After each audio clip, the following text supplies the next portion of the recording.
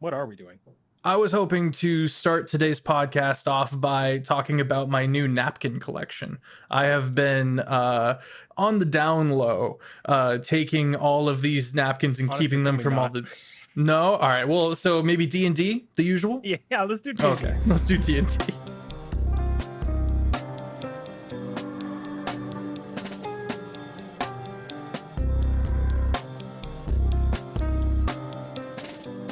This is What Are We Doing? Me and Jared here are taking a crack at the podcast idea because honestly, I come to him for a lot of D&D workshopping, and we say, hey, let's try recording it and see how it goes. Like it. Today we're going to be talking about Bayonet, a Strahd Ravenloft-esque adventure where the party is trapped in a demi-plane and can't escape, yada yada yada. Kill the big bad, get to go home. Gothic horror shtick. I've got a bit of a puzzle that I need to sort out, and it's this cult that is related to one of the party members. Puff, played by Metro Mike, is discovering that there is this kind of almost naive child entity that has came into being and is kind of a god of death, reaper-esque entity. I wouldn't say full on like celestial power levels, but the cult kind of brought them into being, and then the sovereign, my ghost BBEG of the demiplane, is hunting the creature. The cult is called the Shear, and the entity is called Shorn. Okay. So I've got this interesting kind of balance going on where because of the actions of the protagonist, because of Puff, the cult is fracturing, and they're holed up in this abandoned prison in the city. So I need to figure out what kind of things might go into this dungeon that would pertain to the cult. How can we incorporate the sovereign without them just kind of showing up and killing everyone? You know what I mean? Strahd, for example, in Ravenloft, loves to kind of just show up and just kind of twist the knife, or clearly be seen staring at them through the eyes of a raven. And we have, instead of a vampire lord, we have this juiced ghost, essentially. So how can we kind of incorporate that whilst having the core of the challenge be the cult that is hiding out in this basement, essentially, of this prison? Well, I mean, my first question is why hasn't he already solved the problem? The sovereign, I mean, like if he's got beef with this cult, why hasn't he just nuked him already? He doesn't have beef with the cult. He's like trying to inadvertently grow the cult so that Shorn gets more powerful so he can take Shorn. So he's trying to indirectly like he kind of like hijack the cult. So they're having nightmares that they believe is from Shorn, but it's actually from the sovereign and things like that.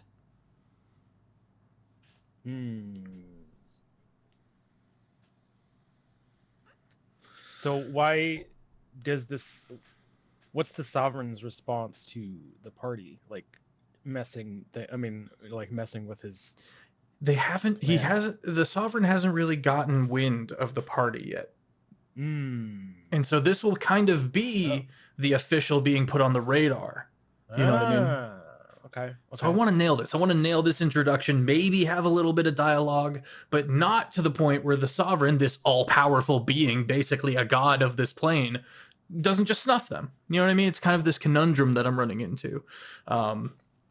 We got to kind of come up with limitations, I guess, to a certain degree, or maybe self-placed limitations for the sovereign. And then build up the cult itself. And why are they in this prison? How does the party come into the mix? Why does the party need to go to this prison, and deal with this cult, the remnants of this cult? Does it free Shorn in some way? Shorn has quickly become like an ally to the party. It's probably the place to start. Did you mention party's like motivation for getting in there? We got to figure that out as well. We got to figure that out as well. Okay, so we do want the party to go in and disrupt, trash the rest of the cult. I mean, what's their current objective? The party.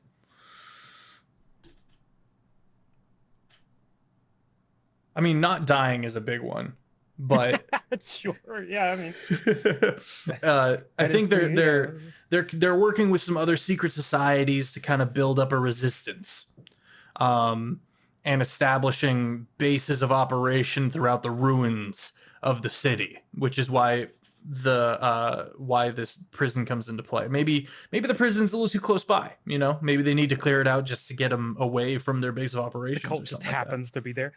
Yeah, bad neighbors.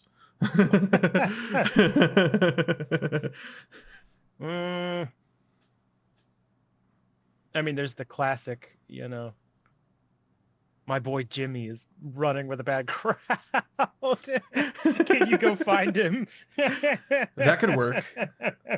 I don't think that might be as much of the move. I think it'll be more of a, how can we help you, Shorn, to get a little more autonomous?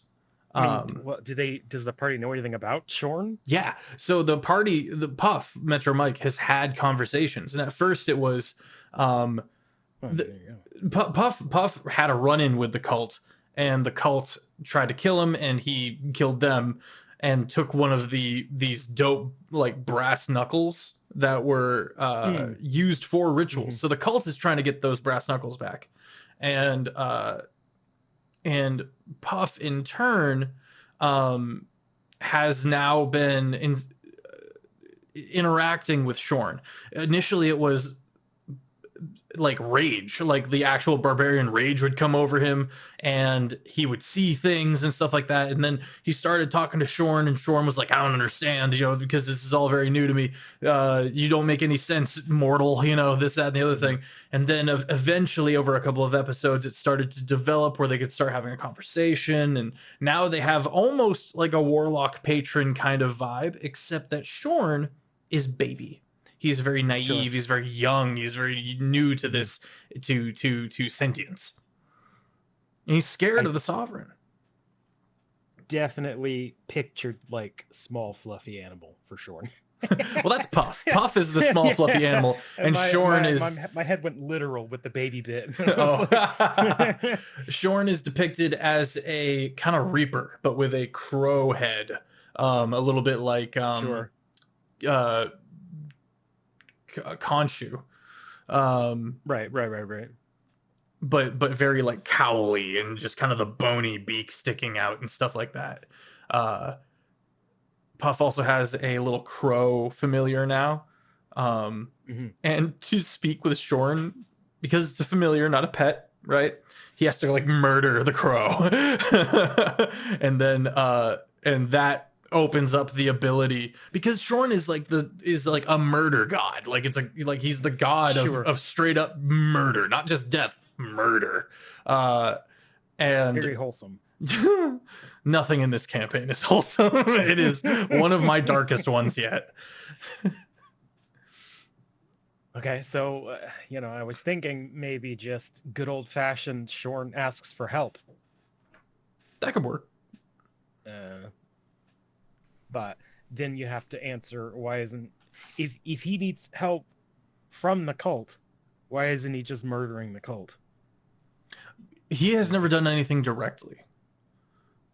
He's been saddled with murder. Yeah, he was full on. We're doing the whole. We're kind of pulling from Terry Pratchett a little bit with the worship is what shapes the god. You know what I mean? Yeah. I get it. But and so the Sovereign has indirectly gotten the cult to form from the nobility, and then he's essentially growing Shorn so that he can snatch him, turn him into something heinous, and put him to work, you know? Sure.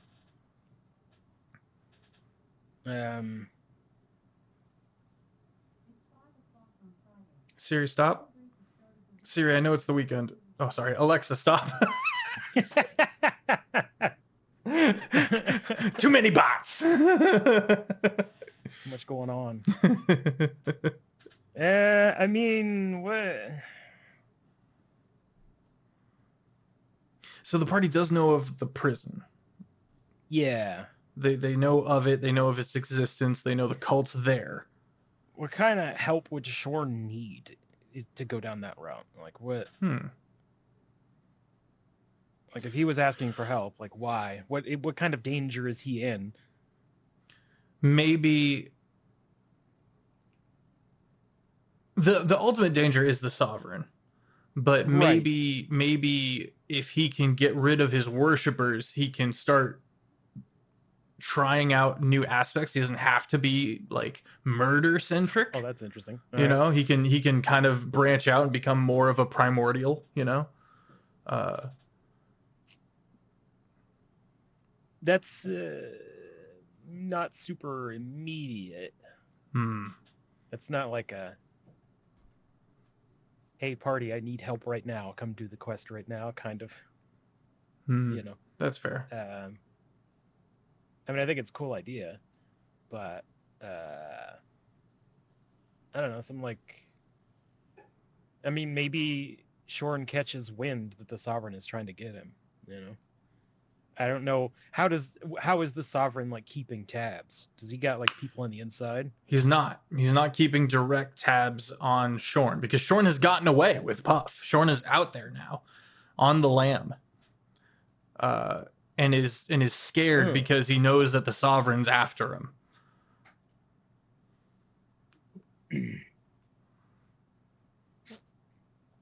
Well, it sounds like that might not be the play then. I mean, if Shorn is already out and about, then what? Then why? Because I mean, that's the link for the party and the cult at the moment, right? So what's if Shorn isn't like captive in any way? What? I mean, I guess it goes back to what's he asking for help for? You know, he's kind of bound to Puff. Because Puff has the Knuckles and the Crow.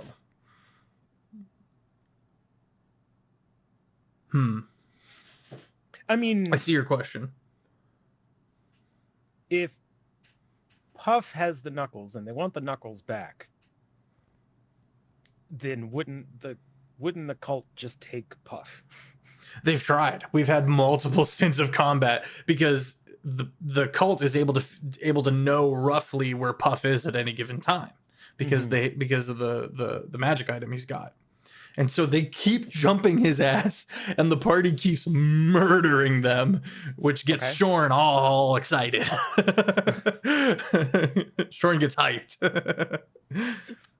And so there's this kind of like Shorn is like, okay, I understand now that there's more to existence and sentience than just murder. I will trust you, Puff, to make the decision. You're the moral compass, and kind of go from there. They're kind of building up this relationship.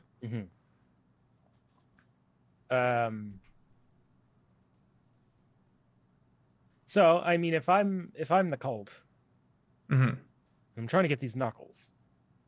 And the direct option of just trying to snatch the party doesn't work.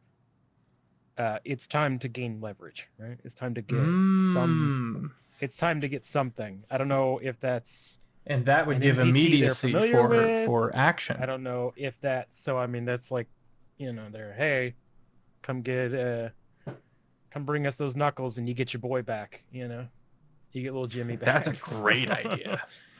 Poor Jimmy. Yeah, poor Jimmy. Can't catch a break, that guy. I mean, that way, I mean, that does mean that you have to put a beloved NPC in danger or someone. I mean, it has to be someone that they care about enough, you know, to actually go down there. True. I've got a couple NPCs we could pull from in that regard. They have to break something. I mean, okay, so here's the next question. Are you thinking that this cult sticks around, or are we torching it? I think we're torching it. I think we're trying to snuff it. Okay. Well, that's the relative easy link. Like, I mean, as I recall, the Sovereign is like whole thing is he's like farming souls, right? Yeah. To like munch on. So suddenly, well, he starts not to munch on, but yes, tasting cult on the tongue. Okay. You know what I mean? And he's like, "Hang on, that's that side project that I've got going," and then he focuses to just a pile of bodies, and he's like, "Oh, well, those are my plans. Dad, who has done this? Who's doing this?" And that's when he starts to take notice of the party. Okay. And because they're probably going to blow up the leader of the cult, I would imagine. Yeah. Yeah, so, likely. I think that's a safe assumption. Generally, the way it goes. Yeah. Looks at Windfall. That individual I don't know how the like soul interaction works. Is it like Mistborn, where when a person dies, they go into like the imaginary headspace where it says it is there, like no.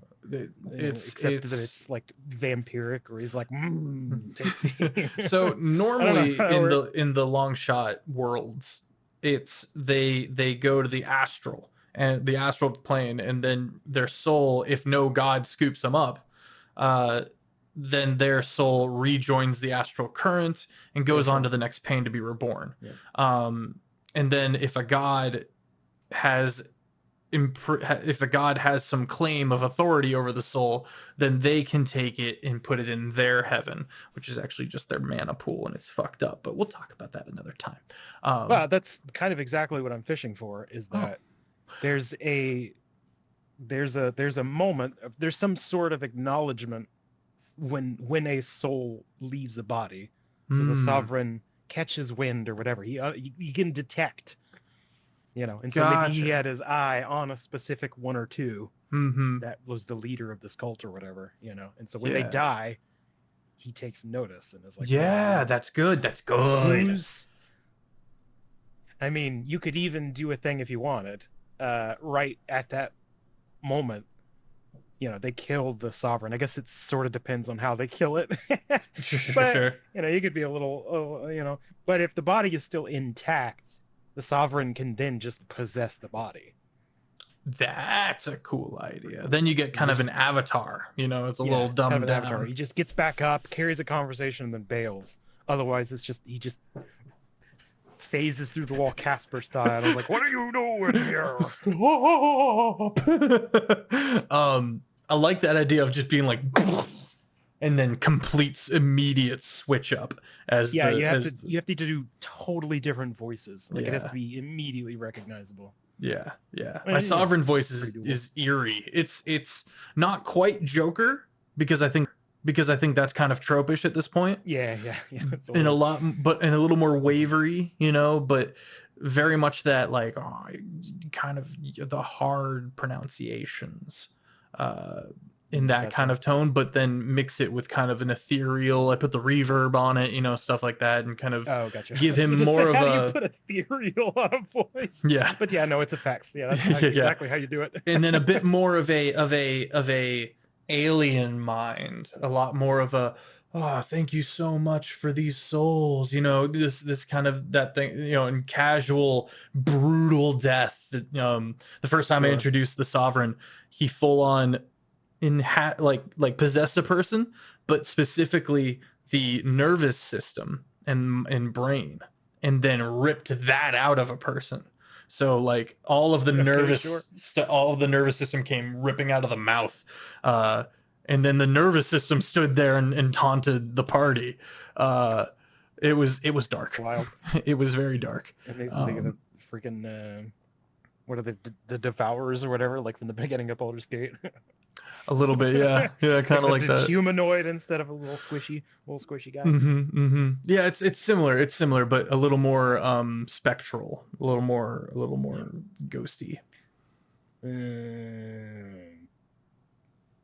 So let's build this dungeon that they can crawl for them to crawl. Sure. Okay. Abandoned prison, and then there's a basement floor like a bottom floor under the first level that they get into, and that's where the party's kind of the cult's kind of held up. So I need them to run into other stuff while in this prison. Maybe some prisoners that got left behind and they got weird, or something like that, or maybe some monsters. What's the vibe of their prison complex? Is it like a relatively civilized society, or is it rough? We're in the ruins. This is an abandoned prison. Right. But like, what was the vibe of the prison before it was abandoned? Gotcha. Long ago, it was actually the city of Rillis was a mega city. So you got those like long, crazy corridors, and you can look up and see, hundreds of floors into the darkness, and massive structures all kind of crammed together. And we have two mountains because it's two different, land masses that mirror each other. And then where two mountains meet, they built a city touching both ends. So it became this highway between the two land masses. So it used to be very regal, a lot of splendor, very beautiful, big areas. Any given floor in the city is at least 30 feet high, and there's like three stories, before you go to one of the spiral highways and you can go up or down. So very mega city, kind of cyberpunky, in some ways. Some ways, yeah. Well, it's just, are they big? I mean, they'd have to be pretty big, like population-wise, in order. They used to used to be, in order to need that much like infrastructure to support. So like, are they? So in my mind, that makes the prison system like, and especially the fact that it was abandoned, sort of commonplace and like oft forgotten, So kind of mundane on the outside, like not to bring up he who should not be named, but Moash's parents, like that whole vibe of like a lot of forgotten prisons, a lot of prisoners, a lot of like people who were kind of put in there by the system and then just rotted, like. So that's good. So we could touch on zombies. We could do some undead. Yeah, I didn't really mean necessarily so literal, but yes, also that. Okay. So there's going to be a lot of like resentment and nihilism as far as just like keywords to kind of like, build off of. Yeah, you could do. Yeah, I mean, anything that like festers, that would. But okay, so here's the follow-up question after that. Okay. We got zombies. We got like, why are the cult in this prison amongst monsters?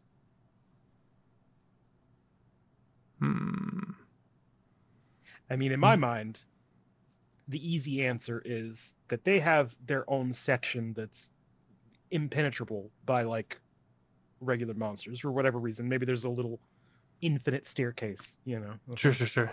Bit, like from another campaign. Something like that to keep the monsters out. So that serves as a barrier of like, well, there's no cult here. It's just an abandoned prison that's too dangerous for people to get into, right? So they could use it as a cover. Maybe they've got a teleportation circle on the inside, so they don't have to risk those.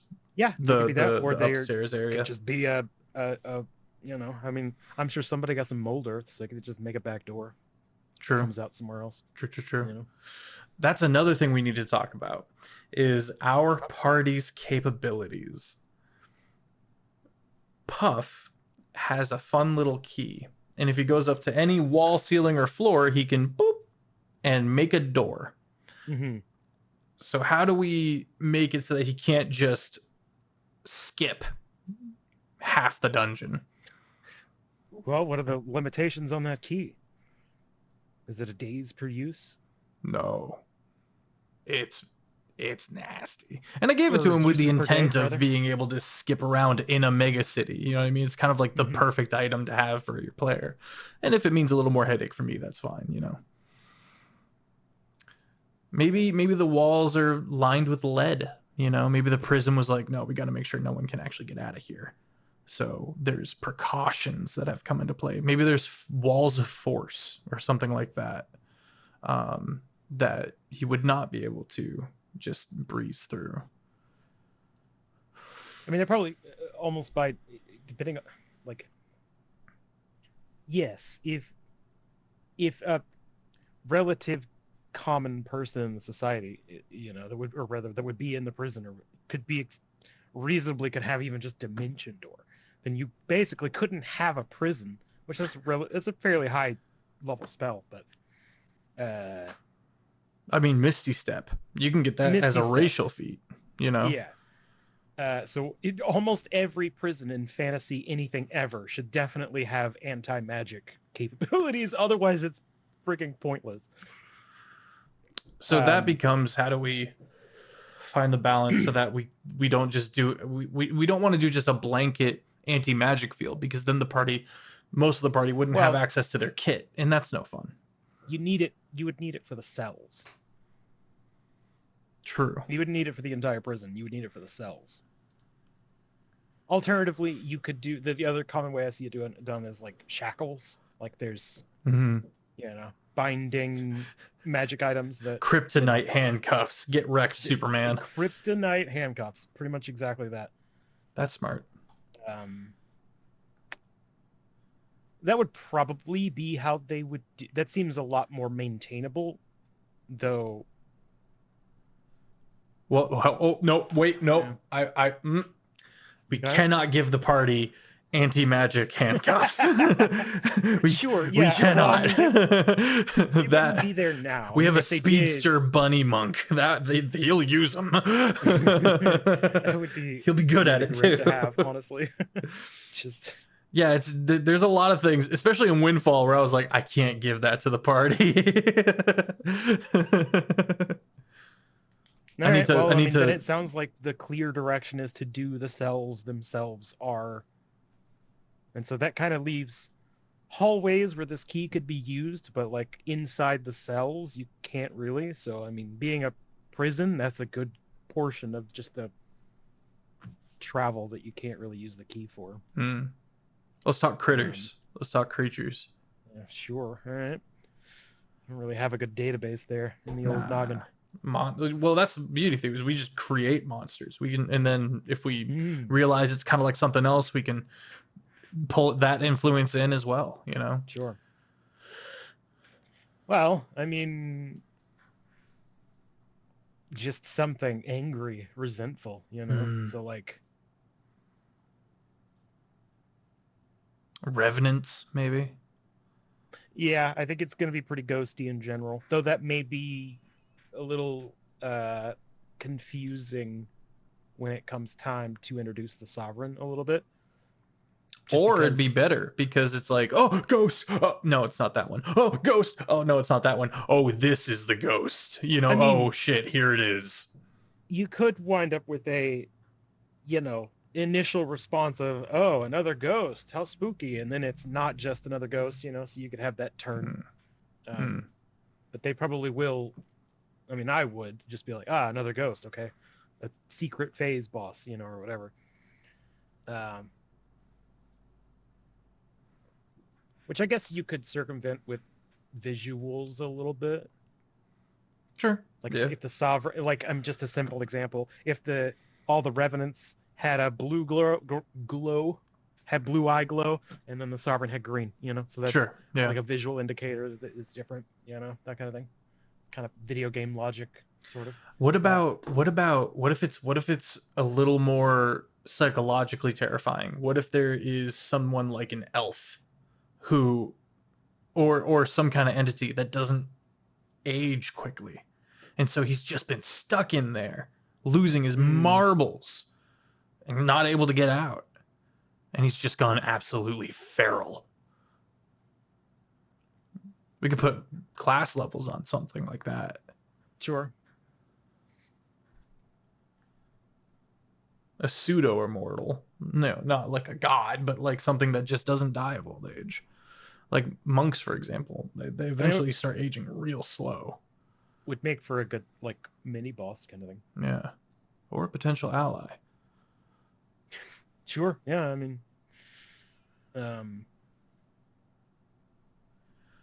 What are some ageless beings that would also be able to be put in a prison? I don't. Let's I chew don't really on know. I'm sure there are plenty, but I'm not gonna like on the spot come up with any. Yeah, that's more my forte. Just random.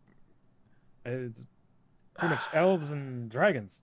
You know what I mean? Elementals. We could do like a stone boy or a fire boyo. But that is a little less horror and just like it's prison security lingers kind of thing. So how can we make that horror?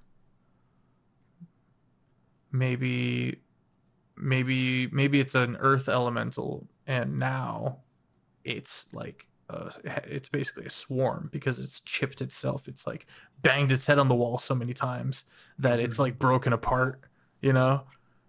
Duck-sized elemental versus a horse-sized elemental.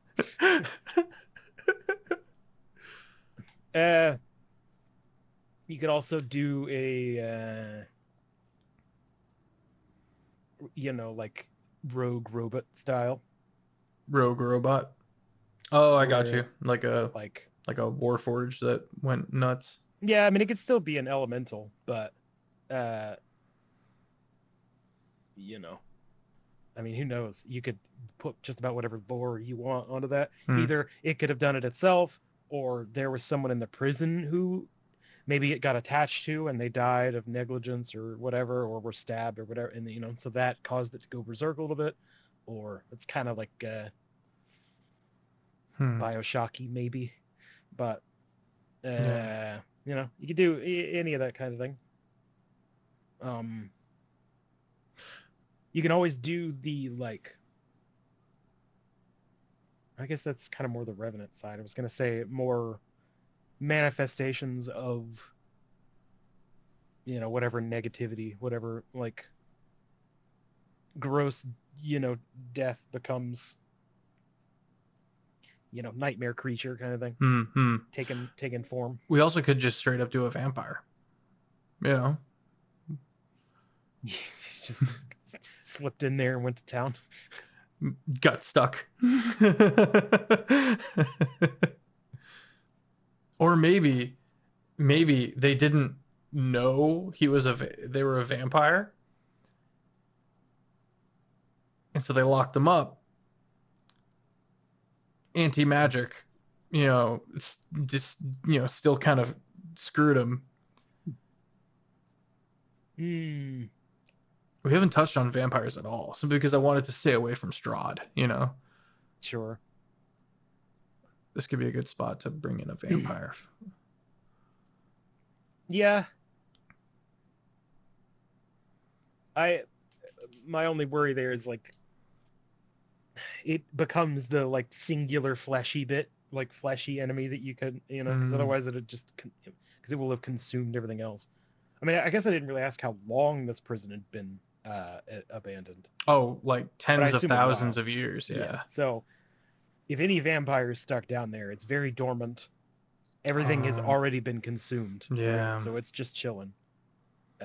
Which, I mean, the party can wake up and then he's going to be very thirsty. Unless Vampire realized he wasn't going to be able to get out. So he's got one guy left that he's keeping alive somehow so that he can feed on him. Sure. Or just why are all these rats just hanging by their tails on the ceiling? That starts to have more logistical issues. I mean, I guess that's true. How would you keep them alive if you yourself can't go out for food? Yeah, they'd either have to grow food or so he's farming rats, kept alive, feeding rats to rats, magically. But I feel even if you were kept alive, Matt, you need a healthy, at least somewhat healthy, ingestion and fluid intake in order to generate blood, right? Yeah. even if he was like magically immortal, he's just gonna dry up, and there's just no point. Yeah, that's a good point. So, I mean, could always link it up to the cult where they're, true. supplying, Yeah, they need somebody to disappear. They can just, I mean, there's probably less convoluted ways to do that in D&D world, but they also get a door guard, basically. Yeah, they're keeping the defenses up. But they would have to string this vampire along, because the vampire is going to be like, let me out, I want out. So it's going to, anytime the cult would try to supply, it would just try to escape every single time. Hands. Yeah. So let's forego the vampire, okay, for now, because I think you're right. I think food source becomes an issue. Mm-hmm. I do like the idea of the cult keeping up the defenses to a certain degree. Sure. And they do rituals here. They do ritualistic murder. So maybe they don't need the bodies, so they feed it to something. They throw it up the stairs. I mean, that could be where the zombies come from. They weren't necessarily prisoners. They're fresher corpses from the cult. But something turns those corpses into minions to some degree. But it would have zombies to be and ghosts coming from the same event. Sure. Because the idea of being horribly murdered has an effect on the soul, that kind of trope, or mechanic, if you will, where it's now I'm a poltergeist and I seek revenge, I was thinking Elder Brain style, kind of. Expound? Hive mind, an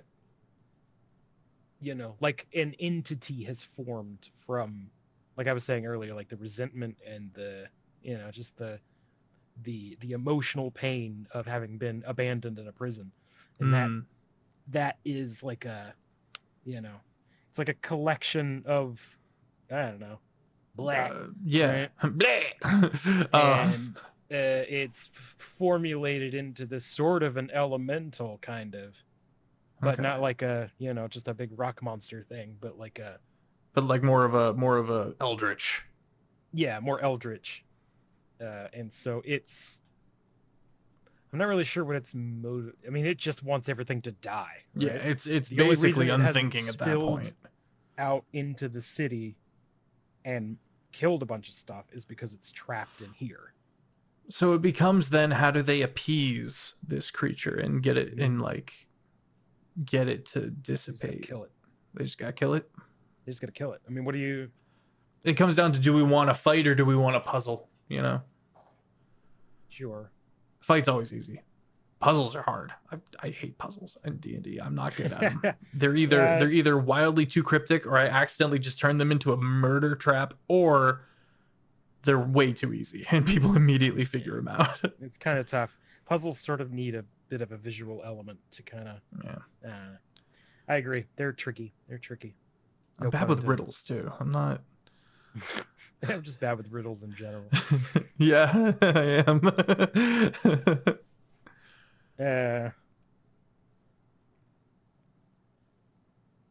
Yeah, so heck, and murder it. Yeah, pretty much. Enough. I mean, alternatively, if they could just set it free, but I don't feel like that's going to be the way. It is on the outskirts. It's not in the city anymore, because set it free on the cult. I mean, because you said you want vengeance. Opens the door, hides behind the door. Yeah. I guess the question is how long is this dungeon? Is this a 1 episode dungeon? Is this 2-3 episodes? I'm thinking a 1 episode dungeon. Okay. Well then, I mean, so it sounds like just the goopy elemental its minions that it kind of controls, and they're kind of a hive mind. So just a handful of those. Handful of zombies, maybe. Yeah, zombies. It would probably be zombies of a kind. Maybe skin them kind of eldritchy instead of just brains. Maybe they have like a rebirth mechanic. Ooh. Because they're the current idea being that they're like hoisted. They're like manifested by this entity that's like haunting the that's a fun challenge. Gotta kill the entity, because we keep killing his minions, and the minions keep getting back up. There's a straightforward solve to that. What's that? The anti-magic cell blocks. Oh, true. So they just toss they can either hide there, which cuts off their magic, or they toss the zombies into the cell blocks, which is go back to prison. So maybe it's not super great, but I mean, once they kill the like haunting entity, then they would just become corpses again, right? Yeah. So, yeah. And it's not like they're alive, so but it is pretty funny. And then once they take care of that, then they figure out how to get into the cult, and so that's dungeon part 2, which already I feel like that's unless you're careful, that's a lot of dungeon. Well, we got 4 hours. If there's no like NPC to chat with, I feel like we can get through it pretty quick. Yeah. I mean, they might try to communicate with the thing. I mean, if we're just going ghosty poltergeist, then there needs to be some writing on the wall. There needs to be some dissonant whispers, "Get out," or "Get closer," so I can munch on you.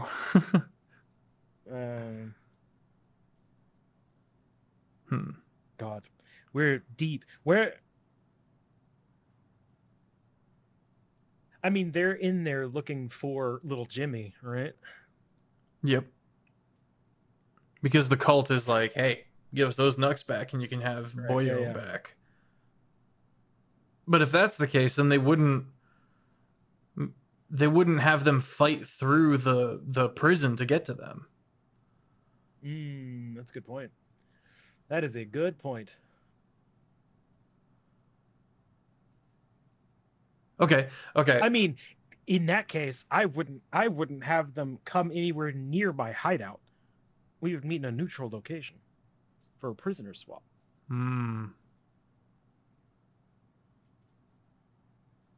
So, big rip on this whole idea. Not necessarily. Well, we don't have to. Well, the only reason we had the prisoner was to introduce a sense of urgency. And we don't really need to do that. The party is already pretty invested. Well, it's not. We need more than urgency. We need a whole onus to get down there. It's a big word for Elmo. But there's no other reason for them to go. Yeah. So we need a reason for them to interact with it at all. And unless they are trying to eliminate the cult that's been attacking them, that's the only other reason for them to be down there in the first place. Oh, they can have the defenses up, because if the party dies, they still get their nucks back. Pick them off the corpse. Sure. In fact, if the cult, could be like an ambush. Lost to the party already more than once. So maybe they're like, we gotta bring them to Shelob. yeah, exactly that. They're banking on that the party gets weakened and or killed by this entity that is terrifying enough that they don't even want to touch it. That's a good idea. I would definitely lean on the maybe. Definitely the psychological warfare aspect of the entity. It's going to be a lot of psychic damage and that kind of thing. I would probably give it to the zombies too. You know, I mean, it maybe is a little close to the like fallen angel things that we did in Windfall, but that's okay. We actually have touched on the fallen angels in Bayonet. We did the whole story and everything.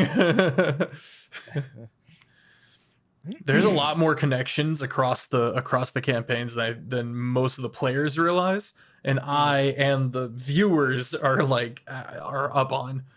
Oh, sure. Yeah. All right. So they go in, they defeat the cult, the Sovereign shows up. Mm-hmm.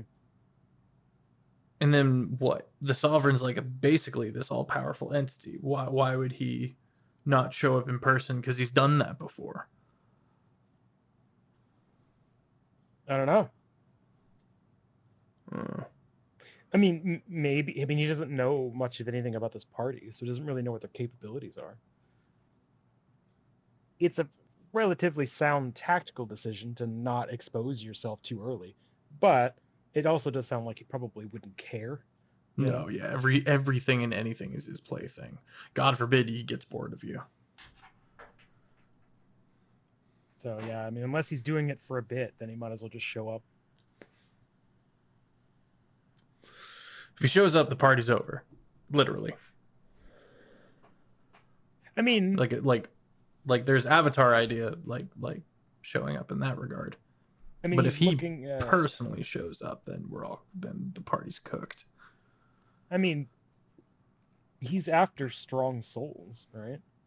And he's also like a big master planner. Mm-hmm. He's actually not that big of a master planner. Okay. He's a little more. I've gotten so powerful, I don't need to prove anything anymore, and he's like getting bored. I mean, that's a motivating aspect in favor of what I'm thinking. In that, so he needs strong souls. So why not let them get as strong as they can be before? I don't know if the character anime power level has anything to do with the I mean, there's got to be some variation, right?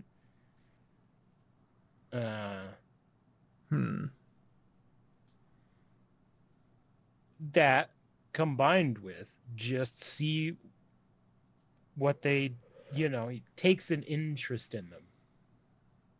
So he doesn't just outright kill them. Because he's not threatened by them. Right, not threatened.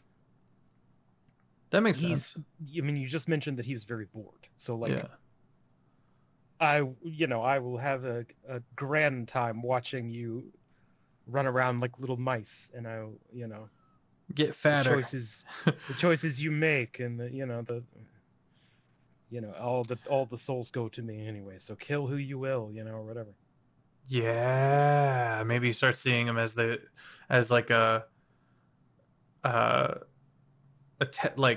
test of self, test of everything he's made so far. Now he's got something to have pit up against his creations, Sure, yeah. I mean, it's a game. It's a game to him. Yeah. So like, he's not like. In fact, he would be probably more excited than anything. Like, it would be finally something interesting to do that's not the endless cycle of grow and murder and grow and murder. That's terrifying. Sure. I mean, you want to make the party feel watched at all times. I mean, that's the way to do it. Yeah. I mean, that's the Strud-like thing, right? Yeah.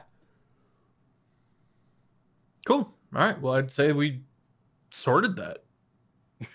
I'd say we nailed that. Cool. Anything else? Anything else we could touch on or explore before we? You're right. You're the starter. I think this will do for now. All right, okay. Episode 1. Napkins. I mean, that's A lot of writers started on Napkins. It's a very ideas coffee shop kind of thing, so it can work. You know? Yeah. Cool. Hi, I'm Sir Feffers. This is Jared. Sometimes. This is my method. The secret sauce is actually I bounce things off of Jared, and he challenges and questions and brings up ideas and hiccups and error, like things I haven't thought of and stuff like that, and then I can generate and expound upon it. And that's pretty much what we've been doing from the jump. Right before, like, the day of an episode, I'll have all my notes, and then I'll hit like a point that I can't quite parse, and I'll just go bother Jared and then pitch ideas at him. And then we workshop them from there. So today I was like, what if we tried that as a podcast, you know?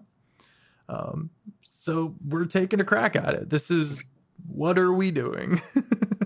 What are we doing? Thank you so much. This was cool.